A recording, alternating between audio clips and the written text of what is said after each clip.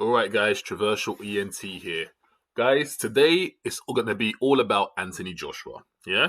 We're going to look at how Anthony Joshua can win this fight. So in a way, you could call it a keys to victory for AJ, right? Let me break it down how and what Anthony Joshua should do to win this fight. Here we go. Guys, first and foremost, understand this. Take away, dispel the belief that AJ is going to win this fight in the center of the ring. That is never going to happen in 1,000 years. All right? If AJ is going to win, it's never ever going to be in the center of the ring. Okay? So with that understanding that that's not going to happen. Why? Because Fury is the better boxer. Fury is the better mover. All right? So with the understanding that AJ is not going to win in the center of the ring, what should AJ then do? What should AJ's aim be? His aim, guys, should be to corner Tyson Fury, right? There's two places that he needs to be putting Fury in, which is the corners of the ring or by the ropes, guys. That's where AJ needs to be putting Fury, all right? Let me also say this, guys. Now, I know as of lately, AJ has introduced the whole movement into his game, right? The whole box and move into his game. And that's great. That's fantastic. Two guys like Andy Ruiz. That's great and fantastic to guys like that. That strategy to a person like Fury is completely useless. And I'm going to tell you why. If AJ thinks that he's going to be moving around the ring and boxing Tyson Fury, AJ's got something else coming, mate. When you learn a new trick, you don't then try to apply what you've recently learned against a master who excels in that very same thing. Do you understand what I'm saying? AJ's learning how to box around and move around whilst jabbing, a Muhammad Ali type style, if you want to call it that, where he can bounce, be light on his feet and move around and jab and box and be patient and all of that. That's all well and good and that's great. That's fantastic. You try and implement that to someone like a Tyson Fury. Guys, you're going to make a monkey out of yourself. You are going to make a big clown of yourself because you will literally and effectively be trying to apply a game plan or a strategy that a master excels at that you've just learned. It is silly, all right? Now, I'm not saying he can't apply that to other fighters, just not in this fight. That's not the technique or the strategy that wins in this fight. Remember what I said. AJ's not winning the fight in the center of the ring. So why is he going to implement a box and move style? When boxers implement that style, they want you to be in an area where they can circle around you to do that.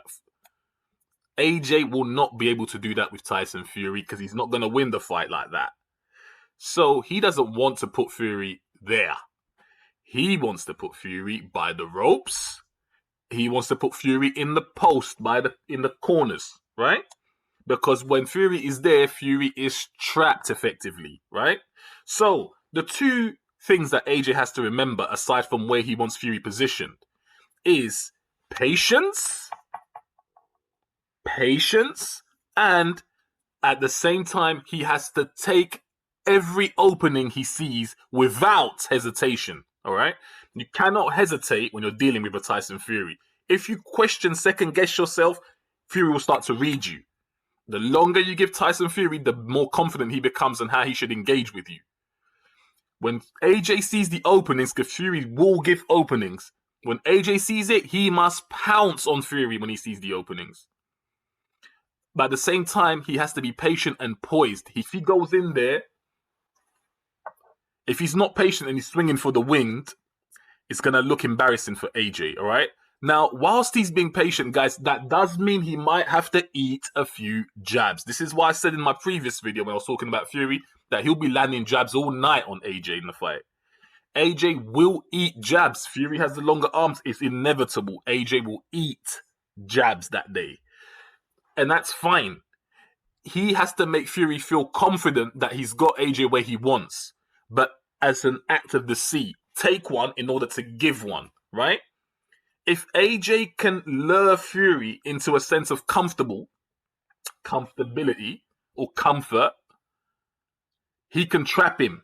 As I said before, Fury loves to go on the ropes and show his skills and his mastery of his skill and his style and boxing.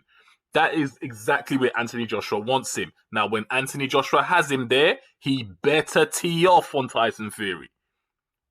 He needs to tee off, let go of. He needs to throw everything at Tyson Fury and the kitchen sink when he's got him on the corner and when he's got him on the ropes. The more damage AJ does before Fury grabs him, the better it is for AJ, because he will tire Fury out. Fury will stop moving as much as AJ, as much as he would like, and become an easier target for AJ to finish off.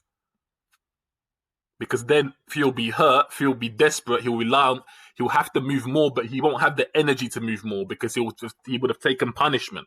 Which is why AJ cannot hesitate when he sees the openings, guys. He cannot hesitate.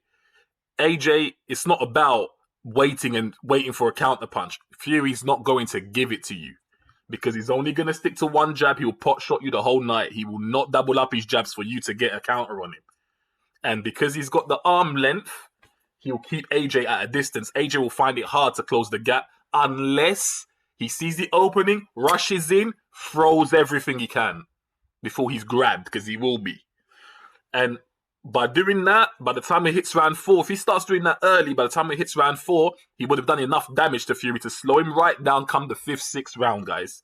He would have slowed Fury down, then he can execute and finish up. Yeah? That is, in my opinion, the only possible way AJ is going to win this fight. If AJ applies any other strategy, it is to no avail. It is to no avail. If he sits and waits for a counter, he's going to be embarrassed. If he rushes into Tyson Fury, that could potentially work, but it depends where Tyson Fury is positioned. Going bum rush him when he's on the ropes, great. Do that when Fury's in the center of the ring, you are wasting your time. Fury will literally pour him with the jab, blind him, make him look really silly, guys. He'll have his gloves in front of AJ's face. AJ will look really silly because he won't be able to counter at that point. The distance ain't what AJ needs.